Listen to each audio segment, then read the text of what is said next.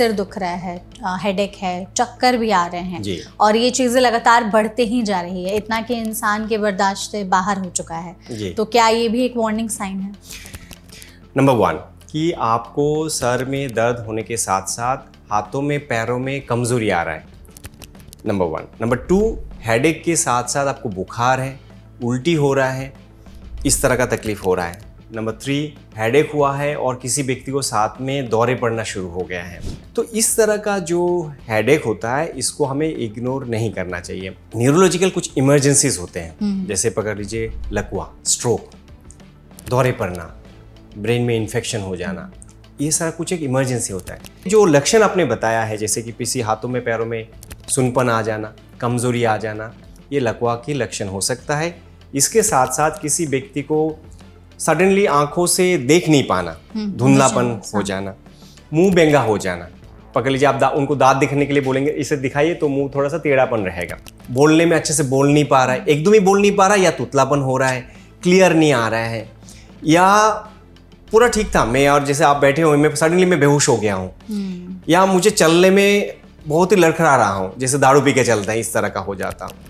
तो ये सारा लकवा की लक्षण हो सकता है। तो कुछ ऐसे ब्रेन एक्सरसाइजेज हैं जो हम कर सकते हैं सो दैट हमारा जो ब्रेन है वो अपना 100% कैपेसिटी अचीव कर सके। ब्रिस्क वॉक करना, मतलब पकड़ लीजिए आप भाग नहीं पाते तो कम से कम भाग के चलिए, जैसे कि स्वेट आ जाए, सुबह या शाम को 5 days in a week, 5 दिन कम से कम करना है एक हफ्ता में। पजलिंग एक्टिविटीज जैसे चाहे मैथमेटिकल वॉक्स हो, चाहे वर्ड गेम हो, पजलिंग गेम्स हो, ये सारा करने की ज़रूरत है। ड्राई नट्स ये सारा चीज़ लेना चाहिए, सीजनल फूड्स ले सकते हैं। जो हाई फैट वाली जो चीज़ है जो है वो थोड़ा सा अवॉइड करेंगे, अच्छा रहेगा, ब्रेन के लिए भी नहीं हार्ट के लिए भी काम करेंगे। और फिजिकल एक्टिविटी मोस्ट इम्पॉर्टेंट।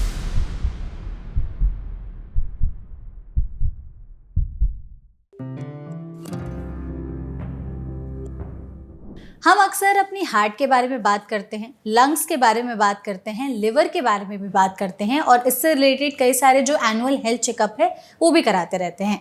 लेकिन इन सब में हम अपने ब्रेन को भूल जाते हैं, जबकि ब्रेन हमारी पूरी बॉडी का सबसे इम्पॉर्टेंट ऑर्गन है। इसकी वजह से ही आपकी मेमोरी पावर, आपके इमोशंस, आपकी हर एक फीलिंग कंट्रोल होती है। आज के समय में हमारे ब्रेन पर काफ़ी ज़्यादा प्रेशर है, वो हमारे अलग अलग चीज़ों पे डिपेंड करता है। बहुत ज़्यादा स्ट्रेस, बहुत ज़्यादा एंजाइटी, जिस हिसाब से हमारा स्क्रीन टाइम बढ़ा है, इस तरह की चीज़ें हमारे ब्रेन पर कई बार बहुत ही नेगेटिव इम्पैक्ट भी डालती हैं। ऐसे में जो ब्रेन का काम होता है इतनी सारी चीज़ों को हैंडल करना, वो कहीं ना कहीं इम्पैक्ट होने लगता है। इसीलिए ज़रूरी है अपनी ब्रेन हेल्थ के बारे में जानना, समझना, समय रहते ऐसे लक्षणों को पहचानना कि आगे चल करके दिमाग से रिलेटेड कोई बीमारी ना हो। क्योंकि हम सब जान रहे हैं आज के समय में ब्रेन ट्यूमर हो, ब्रेन स्ट्रोक हो, इसके केसेस कितने ज़्यादा बढ़ रहे हैं। इसीलिए हमने भी इस सेशन को ऑर्गेनाइज किया है जिसमें हम ब्रेन हेल्थ के बारे में हर एक छोटी डिटेल पर बात करने की और उसके बारे में जानने समझने की कोशिश करेंगे, जिसके लिए हमारे साथ इस सेशन में एक बहुत ही स्पेशल एक्सपर्ट मौजूद हैं। हमारे साथ हैं डॉक्टर विप्लव दास, जो कि डायरेक्टर और HOD हैं न्यूरोलॉजी और interventional radiology department Batra hospital में। तो डॉक्टर, सबसे पहले तो इस सेशन में आपका बहुत बहुत स्वागत है। Thank you Megha, so thank you for your kind introduction. Thank you so much doctor, हमारे साथ जुड़ने के लिए। हम पूरी कोशिश करेंगे आपके ज़रिए हमारी ऑडियंस तक ब्रेन हेल्थ के बारे में ज़्यादा से ज़्यादा चीज़ें बता सके, समझा सके। सबसे पहले हम जैसे अपनी रोज़मर्रा की ज़िंदगी की बात करें तो हमारा दिमाग एक साथ बहुत सारी चीज़ें हैंडल कर रहा है आज के समय में। मल्टीटास्किंग एक ऐसा टर्म है जिसको बहुत ही ज़्यादा ग्लोरीफाई किया जाता है। अगर एक इंसान एक वक्त पर 10 काम कर लेता है तो बोला जाता है ही इज़ द बेस्ट, उसके जैसा बनो। लेकिन उसकी वजह से हमारे दिमाग पर कितना प्रेशर बढ़ रहा है इसके बारे में कोई बात नहीं करता। तो ये जो मल्टीटास्किंग है, कॉर्पोरेट्स के लिए तो अच्छा है कि हाँ आप मल्टीटास्क करें, आप एक साथ इतने सारे काम कर सकते हैं। क्या ये हमारी ब्रेन के लिए अच्छा है? Thank you Megha. So that's a very important question जो आपने अभी पूछा है कि मल्टीटास्किंग करना, it's a demand of the time, right. आजकल जो ये हो रहा है मल्टीटास्किंग वाला, एक कोई भी आप ऑफिस पकड़ लीजिए, कॉर्पोरेट सेक्टर में पकड़ लीजिए जहाँ पे आप जॉब कर रहे हैं, या हमारा मेडिकल सेक्टर में भी मल्टीटास्किंग एक एसेंशियल पार्ट हो गया है। आप आराम से बैठ के काम करना मुश्किल हो जाता है कि एक ही चीज़ में करेंगे बाकी सारा ध्यान नहीं देंगे, ऐसा नहीं होता है। But let me tell you, multitasking is a good thing to do provided ये आप कर पाते हैं। तो पकड़ लीजिए मल्टीटास्किंग की वजह से हमारे एग्जर्शन ज़्यादा हो रहा है, माइंड के ऊपर प्रेशर ज़्यादा पड़ रहा है, उसके वजह से मैं कंसंट्रेट नहीं कर पा रहा हूँ, रात का स्लीप डिस्टर्ब हो रहा है, या मेरे जो पर्सनल लाइफ है या फैमिली लाइफ के ऊपर इम्पैक्ट पड़ रहा है, तब मल्टीटास्किंग आपके ऊपर नेगेटिव हो सकता है।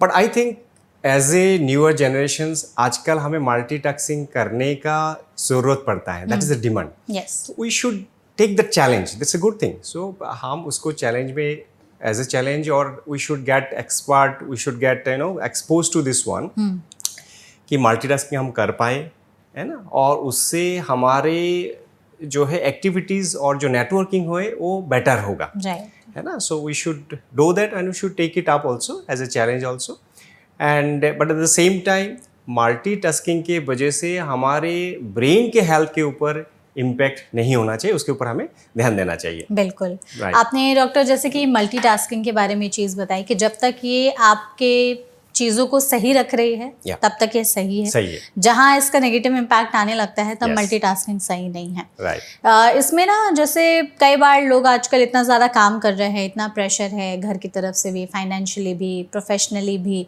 तो दिमाग पर बहुत ज़्यादा जोर पड़ता है, जिसकी वजह से अलग अलग तरह की मेंटल इलनेस भी कई बार होने लगते हैं, जी, स्ट्रेस हो, एंग्जाइटी हो, डिप्रेशन हो। तो इसके वजह से कुछ ऐसे लक्षण दिखाई देने लगते हैं जो खुद इंसान भी नहीं समझ पाता है। तो हमारे पास कुछ लिस्ट ऑफ सिम्टम्स है, आप प्लीज़ बताइएगा कि अगर ये हमें लंबे समय तक दिखाई दे रहे हैं तो क्या हमें एक दिमाग के डॉक्टर यानी न्यूरोलॉजिस्ट के पास जाकर के खुद को दिखाना चाहिए या नहीं। सबसे पहले अगर हमें अचानक से भूलने की प्रॉब्लम काफ़ी ज़्यादा होने लगी है, पहले छोटी मोटी चीज़ें रख के भूल जाते थे, अब एकदम याद ही नहीं है, पेन कहाँ रख दिया, लैपटॉप कहाँ रख दिया, किताबें कहाँ रख दिया, खाना बना के टिफ़िन कहाँ रख दिया, ये सारी चीज़ें। तो अगर ये रोज़मर्रा की ज़िंदगी में बार बार हो रहा है तो क्या ये एक संकेत या चेतावनी है? या देखिए मेघा, हमें जैसे मैंने पहले हम लोग डिस्कस कर रहे थे कि ब्रेन का इम्पोर्टेंस क्या है, हमारे मस्तिष्क का इम्पोर्टेंस क्या है। ब्रेन जो है हमारा हेड ऑफिस है, राइट, आपका हेड ऑफिस हिल जाएगा तो शरीर सारा हिल जाएगा। आपने देखे हैं जैसे कभी कभी व्यक्ति जो है ना वेजिटेटिव स्टेट में चला जाता है, कोई कारण की वजह से है, शरीर में ब्लड फ्लो हो रहा है, हार्ट काम कर रहा है, दिमाग नहीं काम कर रहा है, वो व्यक्ति उनकी फैमिली मेम्बर्स को पहचान नहीं पाते, किसी के साथ कोई इंटरेक्शन नहीं है, एनवायरनमेंट के साथ इंटरेक्शन नहीं है, वो अपनी दुनिया में है, वेजिटेटिव स्टेट में है, डीप कोमा में है। सिमिलरली मैं ये जो लाइन इसलिए बताया हूँ, हमारे ब्रेन का जो प्रॉब्लम होता है वो कुछ कुछ एक वार्निंग साइन देते हैं, रेड फ्लैग साइंस होते हैं। ये कुछ वार्निंग साइन को हमें इग्नोर नहीं करना चाहिए। उसमें से इसे एक है जैसे कि आपको भूलने वाला जो चीज़ है, हम लोग तो सब लोग भूलते हैं, दैट्स ए नेचुरल वे कि कभी कभी होता है कि हमने कहाँ चाबी रख दिया भूल गया है, बट वो चीज़ आपको बार बार हो रहा है, रिपीटेडली हो रहा है, उससे आपका नॉर्मल एक्टिविटीज़ में इम्पैक्ट डाल रहा है, आपकी जो डेली एक्टिविटीज़ है उसके ऊपर इम्पैक्ट डाल रहा है, रिपीटेडली हो रहा है, आप जो डिसीजन मेकिंग में आपको इम्पैक्ट कर रहा है, या आप जैसे कहीं बाहर घूमने गया है उसको भूल गया है कि किस रास्ते से मुझे दोबारा जाना है ना। तो इस तरह का जो डिमेंशिया की वजह से, भूलने की वजह से आपके क्वालिटी ऑफ लाइफ में, नॉर्मल एक्टिविटीज़ में इम्पैक्ट डाल रहा है, तो एक वार्निंग साइन है। आप अपने डॉक्टर साहब को, आपके न्यूरोलॉजिस्ट को ज़रूर देखना चाहिए। बिल्कुल, है ना। इसी में एक और लक्षण है कि बार बार अगर सिर दुख रहा है, हेडेक है, चक्कर भी आ रहे हैं जी। और ये चीज़ें लगातार बढ़ते ही जा रही है, इतना कि इंसान के बर्दाश्त से बाहर हो चुका है, जी। तो क्या ये भी एक वार्निंग साइन है? देखिए इसके विषय में, हेडेक के बारे में हम लोग काफ़ी बात भी किए थे पिछले बार, even we had a social interactions, जिसमें हमने बताया, मैं आपके ज़रिए, इस माध्यम के ज़रिए मैं बताना चाहूँगा। देखिए headache one of the most common, जो हमने हॉस्पिटल में जो एडमिटेड पेशेंट्स होते हैं, या पकड़ लीजिए ओपीडीज़ में जितने व्यक्ति हमारे पास कंसल्टेशंस के लिए आते हैं, उसमें से 40-50% व्यक्ति को हेडेक की लक्षण होता है। सारे हेडेक ऐसा नहीं कि खतरनाक है, भाई उससे कुछ हो जाएगा, या ब्रेन ट्यूमर है, ऐसा नहीं है, लेकिन सर में दर्द है, और उसमें मैं इसे 4-5 लक्षण बताना चाहूँगा, आपके साथ शेयर करना चाहूँगा, जो कि रेड फ्लैग साइंस है। बिल्कुल, उसको हमें कभी भी इग्नोर नहीं करना चाहिए। नंबर 1 कि आपको सर में दर्द होने के साथ साथ हाथों में, पैरों में कमज़ोरी आ रहा है, नंबर 1। नंबर 2, हेडेक के साथ साथ आपको बुखार है, उल्टी हो रहा है, इस तरह का तकलीफ हो रहा है। नंबर 3, हेडेक हुआ है और किसी व्यक्ति को साथ में दौरे पड़ना शुरू हो गया है। नंबर 4, हेडेक हो रहा है बहुत ज़्यादा और साथ में चलने में मुश्किल हो रहा है, लड़खड़ा रहा है, जैसे चक्कर आ रहा है, बहुत ज़्यादा लड़खड़ा रहा है, ये सारा तकलीफ हो रहा है। तो इस तरह का जो हेडेक होता है इसको हमें इग्नोर नहीं करना चाहिए। हेडेक सिंपल, आप बहुत ज़्यादा डिहाइड्रेशन हो गया, आपने बाहर ज़्यादा एक्सर्शन कर लिया, उसके वजह से हेडेक हो सकता है। लेकिन ये सारा जो बाकी जो लक्षण है, ये हेडेक ब्रेन में कभी कभी कोई गांठ है उसके वजह से हो सकता है, ब्रेन में कभी ब्लीडिंग होने की वजह से बहुत ज़्यादा सीवियर हेडेक होता है, जिसमें कि बोलते हैं ना थंडर क्लैप, मेडिकल टर्म में बोलते हैं उसको थंडर क्लैप हेडेक। मतलब जिंदगी में इतना ज़्यादा बुरा हेडेक हुआ नहीं मुझे कभी, इतना बहुत भयंकर हेडेक हो रहा है। तो ये ब्रेन के नसें कभी फटने की वजह से ब्रेन में जो ब्लीडिंग हो जाता है, जो मेडिकल टर्म में हम बोलते हैं सब एराक्नोइड हेमोरेज, हमारे ब्रेन के चारों तरफ एक पानी का लेयर होता है, उस लेयर में ब्लीडिंग हो जाए तो बहुत सीवियर हेडेक होता है। साथ में वोमिटिंग होता है, साथ में दौरे पड़ने का रिस्क होता है, बेहोश होने का रिस्क होता है। तो इस तरह का किसी व्यक्ति को लक्षण है, हेडेक है, परसिस्टेंट हेडेक है, एक दिन आया ऐसा नहीं, परसिस्टेंट हेडेक होते जा रहा है, रात को ज़्यादा हेडेक हो रहा है, चलने में मुश्किल हो रहा है, हेडेक के साथ साथ भूलने का बीमारी आ गया है, हेडेक के साथ साथ पेशाब में तकलीफ हो गया है, ये सारा जो लक्षण साथ में हो, जिसको न्यूरोलॉजिकल डेफिसिट साथ में हो, तो हेडेक को इग्नोर ना करें, ज़रूर आपको डॉक्टर साहब को ज़रूर दिखाइए।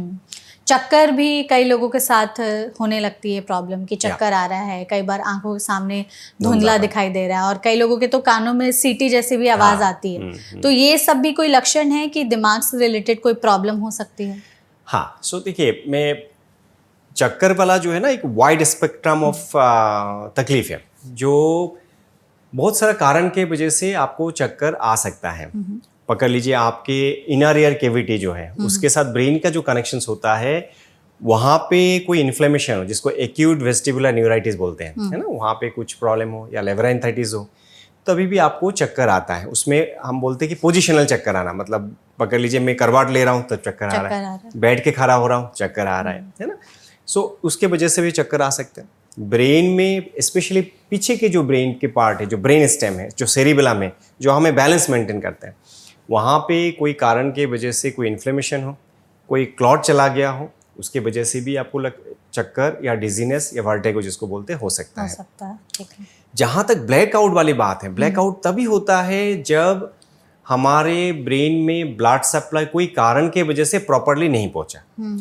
ये ब्लड सप्लाई ब्रेन तक नहीं पहुँचा, इसका कारण ये भी हो सकता है कि आपके जो हार्ट का रिदम है, हमारे हार्ट का रिदम एक पर्टिकुलर रिदम से पंपिंग होता है, उस रिदम में कोई कारण के वजह से रिदम मेंटेन नहीं हुआ है ना, तो ब्रेन में ब्लड सप्लाई नहीं पहुंचा, तो उस समय आपको चक्कर आके गिर जाएंगे, ब्लैकआउट हो जाएंगे, जिसको हम मेडिकल टर्म में सिनकोप बोलते हैं। या पकड़ लीजिए, ब्रेन की जो नसें हैं, जो हमारे शरीर तक सप्लाई करते हैं, ब्रेन के टिश्यूज में कुछ एबनॉर्मल स्पार्किंग हुआ है, जिसको कारण के वजह से ब्लैकआउट या फिट हो सकता है।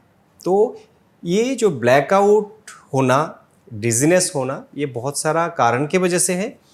ब्लैकआउट आपको बार बार हो रहा है, ब्लैकआउट के साथ साथ जैसे मैंने पहले भी बताया है कि आपको कोई न्यूरोलॉजिकल डेफिसिट है, हाथ पैरों में कमजोरी आ जाना, सर में बहुत ज़्यादा हेडेक हो रहा है, या आपने देख नहीं पा रहे हैं, उल्टी हो रहा है, ये सारा लक्षण आपको साथ में है, तो इसको इग्नोर ना करें, आप डॉक्टर को ज़रूर दिखाइए। बिल्कुल।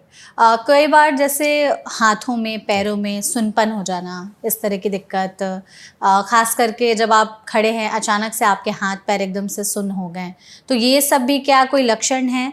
और इसमें भी अगर आपको नींद भी नहीं आ रही है, रात भर आप जगे हुए भी रह रहे हैं, तो ये सारी चीज़ें भी मिला जुला करके हमें कहीं एक रेड फ्लैग की तरफ डिनोट करती हैं? आप एक इम्पॉर्टेंट चीज़ पे टैप किया है। देखिए, ब्रेन एक वाइड बहुत बड़ा चीज़ है, इट्स ए हेड ऑफिस जहाँ से बोलते हैं, और ब्रेन का हम लोग सारा फंक्शंस यूज़ भी नहीं करते। बोलते हैं ना, पहले भी मैं बचपन में भी वही हमारे टीचर्स बोलते थे, भाई अच्छा से ब्रेन यूज़ कर लो, तुम्हारे ब्रेन जो बहुत ही कम यूज़ होता है। Actual that is truth. But brain में बहुत सारा इमरजेंसी कंडीशंस होते हैं और बहुत सारा धीरे धीरे बढ़ने वाली बीमारी होता है। पहले ज़माने में आप 10-20 साल पहले ये होता था कि भाई किसी को न्यूरोलॉजी का जो सब्जेक्ट है, वो बाकी जो डॉक्टर साहब बोलते थे, यार न्यूरोलॉजी का जो बीमारी हो तो भाई क्रॉनिक बीमारी है, मतलब किसी व्यक्ति को न्यूरोलॉजिकल कोई डिजीज हो गया है तो इससे तो ठीक नहीं होने वाला है, इस तरह का, हाँ, बढ़ते रहेंगे, धीरे धीरे बढ़ते रहेंगे। बट मैं आपके साथ एक शेयर करना चाहूँगा, neurology, the neuroscience has significantly improved over the years, decades. Right. Neurological कुछ इमरजेंसीज होते हैं, जैसे पकड़ लीजिए लकवा, स्ट्रोक, दौरे पड़ना, ब्रेन में इन्फेक्शन हो जाना, ये सारा कुछ एक इमरजेंसी होता है। पर उसमें से एक इमरजेंसी ऑफ द इमरजेंसी जो है वो है स्ट्रोक, लकवा, ब्रेन अटैक। ब्रेन अटैक या लकवा जो होता है एक टाइम डिपेंडेंट, मैं दोबारा रिपीट कर रहा हूँ, एक time dependent medical and surgical emergency है। मैं इसलिए बोल रहा हूँ कि इसीलिए एक टर्म यूज किया जाता है, टाइम इज ब्रेन, मतलब एक एक मिनट में उसका इंपॉर्टेंस होता है। सो जो लकवा है, लकवा की लक्षण को जानना बहुत ज़रूरी है। लकवा, आप 20 साल पहले ये होता था किसी व्यक्ति को लकवा हो गया तो बोलते थे कि भाई कोई इलाज नहीं है, अभी तो उनको और कुछ नहीं कर पाएंगे, लाइलाज है। बट बिलीव मी, अभी लकवा किसी व्यक्ति को ब्रेन में क्लॉट के वजह से होता है, वो सही समय पे सही इलाज करे तो कंप्लीट रिकवरी हो सकता है, पूरा नॉर्मल हो सकता है। हमारे साथ काफ़ी व्यक्ति लोग आए हैं जो टाइम पे आया है, गोल्डन आवर्स पे आया है, और ब्रेन में क्लॉट को घुलने की दवाई जो दिया जाता है, क्लॉट बस्टिंग मेडिसिन जो दिया जाता है, उसके साथ साथ या ब्रेन में अंदर जाके क्लॉट को रिमूव करने के बाद जो पैरालिसिस हो जाता है, जो लकवा हो जाता है, कंप्लीट रिकवरी पॉसिबल है, बशर्ते कि हम सही समय पे उनका लक्षण को पहचानें, हम सही समय पे उसका सही इलाज करें, हम सही समय पे सही जगह पे जाके उसका इलाज करें। तो आपके जो लक्षण आपने बताया है, जैसे कि किसी हाथों में पैरों में सुनपन आ जाना, कमज़ोरी आ जाना, ये लकवा के लक्षण हो सकता है।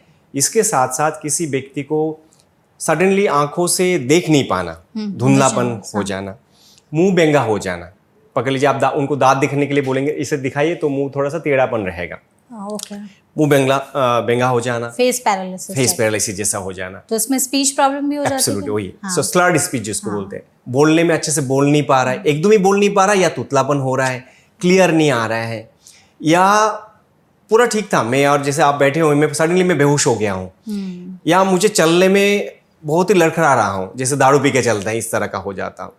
तो ये सारा लकवा की लक्षण हो सकता है। इसको किसी व्यक्ति को लकवा की इस तरह का लक्षण आते हैं तो इसको इग्नोर ना करें, ऐसा ना सोचे कि भाई ये तो अभी ठीक हो जाएंगे, क्योंकि एक गोल्डन आवर होता है जिसको 4.5 घंटे बोलते हैं, उसी को जितने जल्दी जाके आप प्रॉपर ट्रीटमेंट लेंगे, क्लॉट की वजह से है, क्लॉट को घुलने वाली दवाई देंगे, तो इसका कंप्लीट रिकवरी पॉसिबल है। बिल्कुल। So that is how it is, time is brain. Correct. आपने जो इतने सारे हमें सिम्टम्स बताया डॉक्टर, उससे आई एम श्योर हमारी ऑडियंस को काफ़ी मदद मिली होगी कि अगर ये लक्षण उन्हें कभी भी दिखाई देते हैं तो तुरंत जा करके एक बार एक्सपर्ट से ज़रूर मिलें।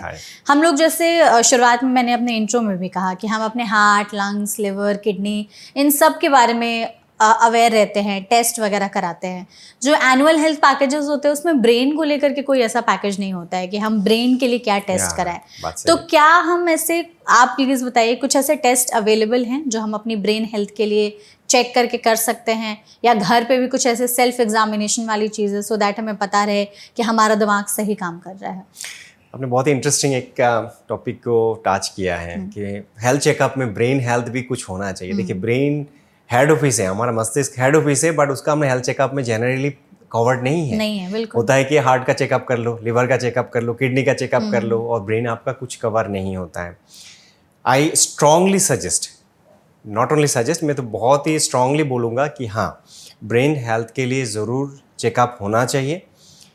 स्पेशली आपके घर में किसी व्यक्ति को लकवा की तकलीफ हुआ है, किसी व्यक्ति को ब्रेन में हेमोरेज हुआ है, ब्लीडिंग हुआ है, स्पेशली एनोरिज्म, गुब्बारे वाला ब्लीडिंग हुआ है, आपका उम्र जो है, उम्र का आजकल मार्क बोलना थोड़ा मुश्किल इसलिए है क्योंकि आजकल बहुत ही यंग एज में ब्रेन रिलेटेड बहुत सारा बीमारी होता है, इंक्लूडिंग स्ट्रोक, पैरालिसिस वाली जो चीज़ है, और आपको साथ में कोमोर्बिडिटीज़ हैं, जैसे कि पकड़ लीजिए शुगर की तकलीफ है, बीपी की तकलीफ है, या हार्ट की रिदम में प्रॉब्लम है, ये सारा तकलीफ है, और आप हेल्थ चेकअप में जाना देखना चाहते हैं तो ब्रेन का चेकअप करना ज़रूरी है।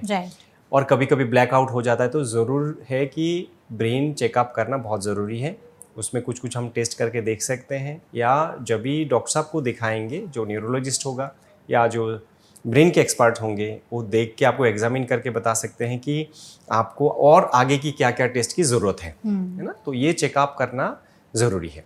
इसमें जैसे कई बार ब्रेन से रिलेटेड कोई भी दिक्कत हो जाती है तो खास करके एमआरआई, रेडिएशन या सिटी स्कैन इस तरह की चीज़ें की जाती हैं। हालांकि धारणाएं ये हैं कि एमआरआई, रेडिएशन या सिटी स्कैन वगैरह से आपको और ज़्यादा नेगेटिव इम्पैक्ट पड़ता है। ये आपके ब्रेन के नर्व्स को डिस्टर्ब कर सकते हैं अगर ज़्यादा आपने एक्सपोजर इससे लिया तो ऐसे में मतलब सच्चाई है इस बात में कि सच में अगर आप ज़्यादा एक्सपोज्ड होते हो इन सब चीज़ों से तो आपका ब्रेन हेल्थ जो है वो इम्पैक्ट हो सकता है। हाँ, ये बहुत ही प्रैक्टिकल है। मैंने काफ़ी मरीज की जो अटेंडेंट है वो बोलता है कि डॉक्टर साहब आज ने तो अभी मॉर्निंग में आपने एक टेस्ट करवाया, एमआरआई करा, दोबारा कैसे करूँ, इसका वजह से ब्रेन में और भी ये आ जाए। देखिए, आपके माध्यम से, आपके ये मीडियम के माध्यम से मैं बोलना चाहूँगा, ब्रेन एमआरआई जब करते हैं, एमआरआई मैग्नेटिक फील्ड बेस्ड होता है, ठीक है, उसमें कोई रेडिएशन नहीं होता है, ज़ीरो रेडिएशन। सो एमआरआई आप कितने बार भी रिपीट कर लीजिए, उससे कोई प्रॉब्लम ब्रेन को नहीं होता है एमआरआई से। Okay. जहाँ तक सीटी के स्कैन है, जब ज़रूरत पड़ता है हम ज़रूर रिपीट करते हैं, जितना वहाँ पे सीटी स्कैन में रेडिएशन होता है, बट इतना ज़्यादा रेडिएशन नहीं है कि उसके वजह से ब्रेन डैमेज हो जाएगा, उसके वजह से मैं भूलना शुरू कर दूंगा, उसके वजह से मुझे लकवा हो जाएगा, ऐसा कुछ नहीं है, ये मिथ्स है ना। बट सीटी स्कैन में रेडिएशन होता है, बट एमआरआई में कोई रेडिएशन ऐसा सच नहीं होता है। जहाँ तक बाकी टेस्ट है, जैसे ईईजी हो गया, ब्रेन को एक्टिविटी देखने के लिए होता है, नर्व टेस्ट होता है, उसमें कोई रेडिएशंस नहीं होता। वो तो हम जो इलेक्ट्रिकल एक्टिविटी है उसको हम रिकॉर्ड करते हैं, उससे कोई रेडिएशंस एज सच नहीं होते हैं। ओके, इसमें हम चाहते हैं कि हमारी ऑडियंस के लिए आप कुछ लिस्ट ऑफ ऐसे ब्रेन से रिलेटेड बीमारियों के नाम बता दीजिए। हम ही आपसे पूछ लेते हैं, तो आप प्लीज़ वो बता दीजिएगा कि ये क्यों होते हैं, क्या कारण है, इसके लक्षण और ट्रीटमेंट आज के समय में क्या अवेलेबल है। हाँ बिल्कुल। तो सबसे पहले जैसे कि हम लोगों ने स्ट्रोक की बात की है, तो स्ट्रोक के सिम्टम्स आपने बता दिए, एक बार फिर से उसको कंबाइन करके आप बता दीजिएगा कि ब्रेन स्ट्रोक के लक्षण क्या होते हैं, ब्रेन स्ट्रोक क्यों हो जाता है, और जैसा कि आपने कहा टाइम इज ब्रेन, तो ब्रेन स्ट्रोक का आज के समय में क्या इलाज है। देखिए, ब्रेन स्ट्रोक या ब्रेन अटैक, स्ट्रोक का मतलब दो प्रकार का होता है। ब्रेन में क्लॉट जाके खून बहने वाली रास्ता को ब्लॉक कर दिया, क्लॉट रिलेटेड ब्रेन स्ट्रोक बोलते हैं। और एक आपको पकड़ लीजिए बहुत ज़्यादा प्रेशर ज़्यादा है, उसके वजह से ब्रेन की नसों में फट गया है, ब्लीडिंग हो गया। एक तो है कि ब्रेन के खून बहने वाली रास्ता में क्लॉट की वजह से होता है, जिसको मेडिकल टर्म इस्केमिक स्ट्रोक बोलते हैं। अप्रोक्सीमेटली 80% स्ट्रोक उसी की वजह से होता है, कॉमन, बहुत कॉमन। दूसरा है ब्लीडिंग की वजह से। दोनों का इलाज, एक साउथ है तो एक नॉर्थ है, तो दोनों का इलाज अलग है। हमें समझना जरूरी है कि एक जगह पे क्लॉट को घोलने के लिए खून पतला करने वाली दवाई देंगे, एक जगह पे ब्लीडिंग हो गया भाई, मतलब ब्लीडिंग हो गया तो हम खून पतला करने वाली दवाई नहीं दे सकते। राइट। बट बाहर से जो लक्षण आएगा वो आपका जो लक्षण है, जो आपने लकवा के लक्षण पूछा, उसका सेम ही रहेगा। आप बाहर से देख के नहीं बता सकते, पकड़ लीजिए मुझे लकवा हो जाए तो बाहर से पता नहीं चलेंगे कि भाई ये हाथों में ब्रेन में क्लॉट की वजह से हुआ या ब्रेन नसें फटने की वजह से हुआ। तो उसके लिए एक पर्टिकुलर टेस्ट करना पड़ता है। सीटी स्कैन बहुत ही एक सिंपल टेस्ट है जिससे हमें पता चल जाता है। लक्षण में दोबारा आपको बताना चाहूँगा, सारा दुनिया में एक एक्रोनिम है, फास्ट या बी फास्ट। बी फास्ट मतलब आपको चलने, B for balance, E for eye में कोई देखने में तकलीफ होना, बैलेंस में तकलीफ होना, एफ मतलब फेशियल डेविएशन, जो मुंह टेढ़ापन हो जाना, बेंगा हो जाना, स्पीच में कोई तकलीफ हो जाना, हाथों में पैरों में कमजोरी आ जाना, ये सारा आपका ब्रेन रिलेटेड अटैक जो है, स्ट्रोक का लक्षण हो सकता है। इस तरह का किसी व्यक्ति को अचानक लक्षण आते हैं तो इसको इग्नोर ना करें। आप अपने near by stroke ready centre या न्यूरोलॉजिस्ट उनको ज़रूर दिखाएं, क्योंकि जैसे मैंने बताया, आपने भी बताया, गोल्डन आवर्स है, उस समय आप जाके उसका इलाज करेंगे। जो ब्रेन के क्लॉट है उसको घुलने की दवाई दे सकते हैं, क्लॉट बास्टिंग मेडिसिन दे सकते हैं, और उससे आपका कंप्लीट रिकवरी पॉसिबल है। करेक्ट है। मैं एक ही साथ में और एक चीज़ इंपॉर्टेंट बताना चाहूँगा। देखिए, मैं जब इवन मेडिकल लाइन में जब ग्रेजुएट कर रहे थे, ग्रेजुएशन में था, उस समय किसी व्यक्ति को बोलते थे कि भाई स्ट्रोक हुआ, माइंड में ये आते थे कि भाई लकवा हुआ है, तो वो व्यक्ति जो है 80-90 साल के होंगे शायद, अभी लकवा हो गया है। बिलीव करिए, जो आंकड़ा जो अभी का है, मोर देन 40-50% व्यक्ति जो 40 साल के कम उम्र में हैं उनको लकवा होता है। और उससे भी ये इम्पोर्टेंट है कि लकवा बहुत कॉमन है। जो वर्ल्ड हेल्थ ऑर्गेनाइजेशन है वर्ल्ड स्ट्रोक ऑर्गेनाइजेशन है, World WSO, World Stroke Organization जो है उनका एक आंकड़ा जो है आया है, वो भी 5-6 साल पहले का आंकड़ा है। उसमें बोलते थे, जो स्लोगन था 1 in 4, जैसे हम लोग बैठे हुए हैं, 4 व्यक्ति में से 1 व्यक्ति को लकवा होने की रिस्क है। Right. तो इससे आप अंदाजा लगा सकते हैं कि कितने व्यक्ति को लकवा की रिस्क है, कितना कॉमन है। और लकवा की जागरूकता लाना, लकवा के बारे में जानना बहुत ज़रूरी है। बिल्कुल। क्योंकि खुदा वास्ते ऐसा ना हो कि मुझे लकवा हो तो मैं तो कुछ नहीं कर पाऊंगा। हाँ। मेरे बच्चे, मेरे घर के परिवार, मेरे फ्रेंड सर्कल जो भी होंगे वही उसके बारे में पहचानेंगे और तभी वो नियर बाय स्ट्रोक सेंटर में लेके जाएंगे। बिल्कुल। तो इसीलिए लकवा की जागरूकता लाना बहुत ज़रूरी है।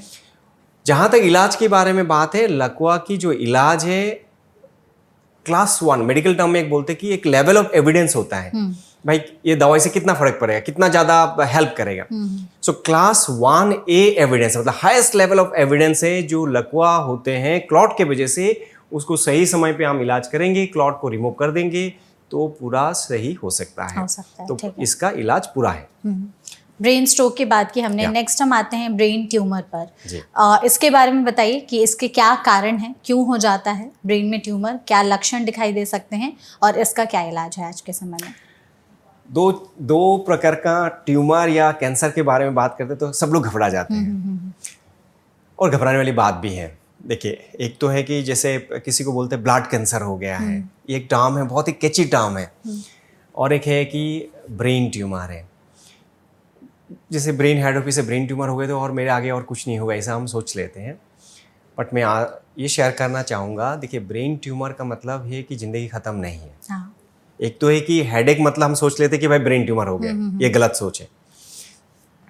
हार्डली 1 to 2% ऑफ जितना हेडेक होता है उसमें शायद ब्रेन के ट्यूमर के रिलेटेड हो सकता है। बाकी सारा जो 98% 99% जो है ब्रेन ट्यूमर रिलेटेड नहीं है, वो दूसरा चीज़ है। तो आप किसी व्यक्ति को हेडेक होता है तो मत सोचिएगा कि उनको ब्रेन ट्यूमर हो गया, नंबर 1। नंबर 2, हर ब्रेन ट्यूमर खतरनाक नहीं है। ब्रेन ट्यूमर का मतलब नहीं कि कैंसर हो गया, फैल गया है बहुत ज़्यादा। आपके ब्रेन में या किसी व्यक्ति को ब्रेन में कोई गांठ है तो इसको आपके डॉक्टर साहब को ज़रूर दिखाइए। कुछ ब्रेन ट्यूमर्स, कुछ गांठ ऐसे होते हैं जो सालों तक चल सकते हैं, आपको उसको ऑपरेशन करने की भी ज़रूरत नहीं है। से फॉर एग्जांपल मेनिंजियोमा, ठीक है। तो अलग अलग प्रकार का ब्रेन ट्यूमर होता है। कुछ ट्यूमर होता है बेनाइन होता है। बेनाइन का मतलब है बहुत एग्रेसिव नहीं है, फैल नहीं जाएगा, वो इसी तरह बैठा रहेगा वहाँ पे। उसके वजह से कोई लक्षण हो रहा है, उसके वजह से ब्रेन में प्रेशर पड़ रहा है, उसके वजह से दौरे पड़ रहा है, तभी हम उसको ट्रीट करते हैं, नहीं तो उनको हम क्लोजली ऑब्जर्व करते हैं। हाँ, कुछ उसमें से कुछ ऐसा होता है जो ब्रेन ट्यूमर में जो कि कैंसरस जैसा होता है, तो उसके लिए हमें देखने की ज़रूरत है। उसका लक्षण क्या होता है? एक तो हेडेक हो सकता है, उसके साथ साथ किसी व्यक्ति को दौरे पड़ सकता है, उसके साथ साथ किसी व्यक्ति को हाथ पैरों में धीरे कमज़ोरी आ सकता है, उसके साथ साथ उनको भूलने की बीमारी हो सकता है, उसके साथ साथ उनको चलने में मुश्किल हो सकता है ना, उसके साथ साथ उनको पेशाब और टॉयलेट में कंट्रोल करने में मुश्किल हो सकता है। ये सारा लक्षण आ सकता है, या देखने में प्रॉब्लम हो सकता है। तो ब्रेन ट्यूमर बोल के घबरा जाना ठीक नहीं है, बट ये तो ज़रूर है कि ब्रेन में कुछ आपके गांठ है तो प्रॉपर इलाज करना ज़रूरी है, उसको फॉलोअप करना ज़रूरी है, और किस प्रकार का ब्रेन ट्यूमर है उसके बारे में जानना ज़रूरी है। करेक्ट है, ठीक है।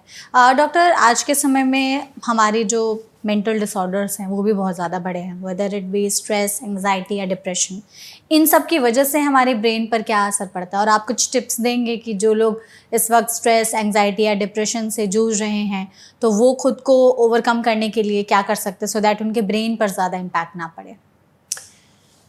देखिए, ओपीडीज़ जो है, हम लोग न्यूरोलॉजी का जो ओपीडी है उसमें से काफ़ी कॉमन है जो स्ट्रेस रिलेटेड चीज़ होते हैं, और वो प्रैक्टिकल है। आजकल जो मॉडर्न लाइफ है, आप तो सोचिए ना, आपका खुद का डेली एक्टिविटीज़ देखिए, मेरा भी यही रही। कल मैं गुवाहाटी में था, आज मैं यहाँ पे हूँ। सो ये जो स्ट्रेस है, वर्क रिलेटेड स्ट्रेस हो, ट्रैवल रिलेटेड हो, वो तो बहुत ही प्रैक्टिकल है। बट किसी व्यक्ति को जो ये जो वर्कलोड है उसके वजह से स्ट्रेस हो जाना, सबका एक लिमिट अलग अलग है। वो बॉडी कितना एब्जॉर्ब कर लेते हैं, आप बॉडी को वो जो वर्क है कितना आप एंजॉय कर रहे हैं उसके ऊपर भी डिपेंड करते हैं। तो मैं ये नहीं बोलूँगा कि किसी को ज़्यादा काम कर रहा है भाई तो ज़्यादा स्ट्रेस हो गया। घर में बैठे बैठे भी आपको स्ट्रेस हो सकता है।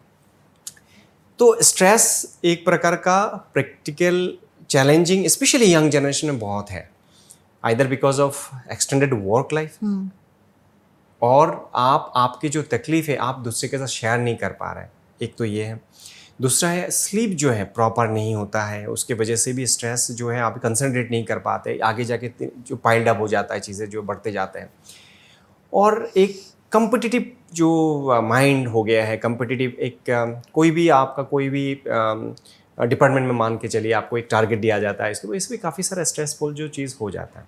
उसका तरीका क्या है, जैसे मैंने बताया आपको काम तो करना है भाई, मुझे तो काम करना है, मुझे माइंड सेट ये रखना है कि इसके ऊपर जाएगा तो मेरे माइंड में नहीं हो तो मुझे नहीं लेना है स्ट्रेस। तो आपको वर्क उतना तक ही करिए जितना आपका ब्रेन सह सकता है, आप जितना सह पाते हैं, आप जिसको हैंडल कर सकते हैं, उसके ऊपर स्ट्रेस लेके आप उसका आउटकम और भी डाउन जाएगा। That's number 1। नंबर 2, जो भी आपके स्ट्रेसफुल कंडीशन है तो आप आपके फ्रेंड सर्कल हैं आपके जिनके साथ आप शेयर कर सकते हैं, आपके फैमिली मेम्बर्स हैं जिनके साथ आप शेयर कर सकते, तो शेयर ज़रूर करिए। शेयर करने से बहुत सारा चीज़ जो उसका सोल्यूशन आ जाता है। शेयर करने से आपके माइंड के ऊपर जो हैवीनेस फील हो रहा है वो शायद आपको काफ़ी हद तक कम हो जाता है। ठीक है, दैट इज़ नंबर 2। नंबर 3, ये सारा होने के बावजूद भी आपको ये जो फैक्टर्स है वो आपके नॉर्मल एक्टिविटीज़ में डिस्टर्ब कर रहा है, then it is an stress.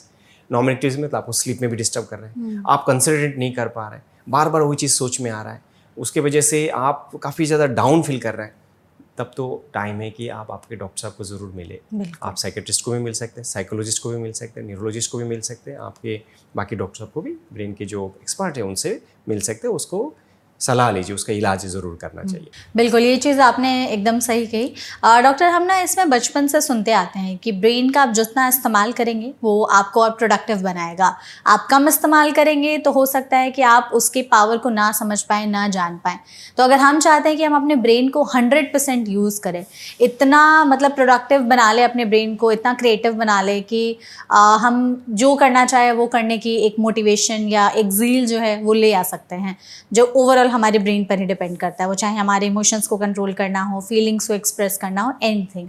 तो कुछ ऐसे ब्रेन एक्सरसाइजेज हैं जो हम कर सकते हैं सो दैट हमारा जो ब्रेन है वो अपना 100% कैपेसिटी अचीव कर सके। देखिए मेघा, सो आई वुड से 100% तो मुझे भी पता नहीं है और मुझे ये भी पता नहीं है कि आइंस्टाइन ने भी 100% यूज़ किया था नहीं किया था। ब्रेन बहुत ही कॉम्प्लेक्स सोफिस्टिकेटेड मतलब पार्ट है, मैं बताऊँ मतलब भगवान ने इतना बढ़िया से बनाया कि मतलब उसका कितना % यूज़ कर रहे हैं हम लोग डोंट नो।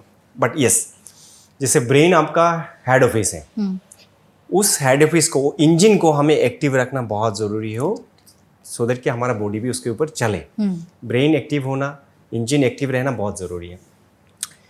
ऐसा कुछ 4-5 चीज़ मैं आपके साथ शेयर करना चाहूँगा जो कि ब्रेन को एक्टिव करने में काफ़ी हेल्प करता है और वो हमारे बॉडी को भी हेल्दी करता है। ठीक है। So healthy brain, that is the most important thing. Number 1, physical activity. हमारे भागदौड़ की ज़िंदगी में हमारे लोग क्या हो गया, ज़्यादातर हम लोग बैठे रहते हैं, लैपटॉप पे काम करते हैं, है ना। सो फिजिकल एक्टिविटी बहुत कम हो गया, तो फिजिकल एक्टिविटी होना बहुत ज़रूरी है। तो हमें ये करना चाहिए कम से कम 30 मिनट्स, 25-30 मिनट्स हर दिन ब्रिस्क वॉक करना। मतलब पकड़ लीजिए आप भाग नहीं पाते तो कम से कम भाग के चलिए, जिससे कि स्वेट आ जाए, सुबह या शाम को। 5 days इन वीक, 5 दिन कम से कम करना है एक हफ्ता में, ठीक है। तो ब्रिस्क वॉक करना बहुत ज़रूरी है। तो फिजिकल एक्टिविटी करना ज़रूरी है। इधर ब्रिस्क वॉक कर सकते हैं, स्विमिंग कर सकते हैं, आउटडोर खेल खेल सकते हैं, जॉगिंग कर सकते हैं, योगा कर सकते हैं। इससे हमारा ब्रेन का ब्लड सर्कुलेशन जो है बेटर होगा, उससे ब्रेन के साथ साथ आपका हार्ट भी बेटर होगा, शरीर में ब्लड सर्कुलेशन बेटर होगा। Number 2, mental activity. Mental activity बहुत ज़रूरी है। ऐसा नहीं कि आराम से बैठे रहे, कुछ ना सोचे, कुछ ना करे, तो ब्रेन तो ऐसे भी कमज़ोर हो जाएंगे। तो हमें कुछ पजलिंग एक्टिविटीज़ जैसे, चाहे मैथमेटिकल्स वर्क्स हो, चाहे वर्ड गेम्स हो, पजलिंग गेम्स हो, ये सारा करने की ज़रूरत है। कुछ नया चीज़ सीखने के लिए एक जोश रखना चाहिए। आज ये सीखा, कल मैंने एक नया चीज़ कुछ सीखूंगा। ये करने से ब्रेन एक्टिव रहता है, ये करना बहुत ज़रूरी है। जो मैंने वर्ड पजलिंग जो एक्टिविटीज़ जो बताया, स्पेशली ओल्ड एज में, जैसे अल्जाइमर्स डिजीज हो गया, डिमेंशिया हो गया, तो उनको ब्रेन एक्टिविटी को मेंटेन करना बहुत ज़रूरी है। ऐसा नहीं कि सभी समय आराम से रेस्ट कीजिए, कुछ काम नहीं है तो आराम से बैठिए, उससे आपको ब्रेन का एक्टिविटीज़ नहीं होगा तो और भी डाल हो जाएंगे। फिजिकल एक्टिविटी, ब्रेन एक्टिविटी बहुत इंपॉर्टेंट है, ये करना चाहिए। Number 3 stress management. देखिए स्ट्रेस मैनेजमेंट बहुत इंपॉर्टेंट हो गया आजकल, क्योंकि हमारे ज़िंदगी भी काफ़ी कॉम्पिटिटिव, ने पहले भी बताया, कॉम्पिटिटिव हो गया है, कभी स्ट्रेसफुल हो गया, ओवर एग्जर्शन जैसा हो गया है। तो स्ट्रेस मैनेजमेंट बहुत ज़रूरी है। आपकी जो भी स्ट्रेसफुल कंडीशंस है तो आप ये फाइंड करिए कि मुझे स्ट्रेस जो बस्टिंग चीज़ क्या है। कोई जिम जाके अच्छा लगता है, कोई दूसरे के शेयर करके अच्छा लगता है, कोई स्विमिंग करके अच्छा लगता है। तो ये स्ट्रेस को हटाइए, गो फॉर एन एक्टिविटी और शेयर ज़रूर करिए। बिल्कुल। Number 4 but I will say this is most important है, वो है स्लीप। साउंड स्लीप होना बहुत ज़रूरी है, क्योंकि वो आपके ब्रेन को रीसेट करता है। राइट। है ना, जो हमारे ब्रेन है उसको एक रीसेट करता है, आप खुद को भी एक रिफ्रेशिंग लगता है, आपको नया करके शुरू करते हैं। सो साउंड स्लीप होना, स्लीप का ध्यान देना बहुत इंपॉर्टेंट है। अराउंड 7 आवर्स करीब स्लीप होना बहुत ज़रूरी है। स्लीप अच्छे से रहना चाहिए। And then one of the most important is diet. हमें खाने में उतना ही लेना चाहिए जितना कि हम बार्न कर सकते हैं, क्योंकि ज़्यादातर हम लोग फास्ट फूड में चला जाते हैं। मतलब मैं भी लेते हूँ, आप भी लेते हैं, बट हमें ये देखना चाहिए कि हम उसको बर्न आउट कर पाएंगे नहीं कर पाएंगे। तो हमारे डाइट में वो थोड़ा सा बैलेंस मेंटेन करना ज़रूरी है। ठीक है। ड्राई नट्स ये सारा चीज़ लेना चाहिए, सीजनल फूड्स ले सकते हैं। जो हाई फैट वाली जो चीज़ है जो है वो थोड़ा सा अवॉइड करेंगे, अच्छा रहेगा। ब्रेन के लिए भी नहीं, हार्ट के लिए भी काम करेंगे। Perfect. और फिजिकल एक्टिविटी मोस्ट इंपॉर्टेंट है। बिल्कुल। तो ये अगर 4-5 चीज़ें हम अपनी लाइफ में इंकलकेट कर ले तो ब्रेन हेल्थ को हम बहुत ही हद तक स्ट्रांग रख सकते हैं, और ब्रेन को भी हम फुल्ली एक्टिवेट करने में तो थोड़ा बहुत पॉसिबल हो ही पाएंगे। Perfect. Thank you so much doctor, हमारे साथ इस सेशन में जुड़ने के लिए और इतनी वैल्यूएबल इन्फॉर्मेशन हमारे साथ शेयर करने के लिए। आई होप आपने सेशन को एंजॉय किया होगा। एब्सोल्युटली, मुझे बहुत अच्छा लगा। मेगास for interacting with you and आपके जरिए जो श्रोता के पास जो ऑडियंस है उनके पास पहुंचेंगे। स्पेशली ब्रेन हेल्थ के बारे में ज़रूर आप लोग ध्यान रखिएगा, और ये लकवा की जो लक्षण है, जो स्ट्रोक की लक्षण है, इसको ज़रूर पहचाने। किसी व्यक्ति को होता है तो इसका इलाज है, सही समय पे सही जगह पे इलाज करेंगे तो कंप्लीट रिकवरी पॉसिबल है। बिल्कुल, perfect. Thank you so much and thank you so much audience इस वीडियो को यहाँ तक देखने के लिए। आई एम श्योर इस सेशन में हम लोगों ने जो भी बातचीत की है उससे आपको थोड़ी बहुत भी हेल्प मिली होगी। अगर आपके मन में कोई और भी सवाल रह गए हों तो कमेंट सेक्शन के जरिए आप पूछ सकते हैं। हम कोशिश करेंगे एक्सपर्ट के जरिए उन सवालों के जवाब देने के। ऐसे और भी सेशंस के लिए फॉलो करते रहिए NBT लाइफ। Thank you.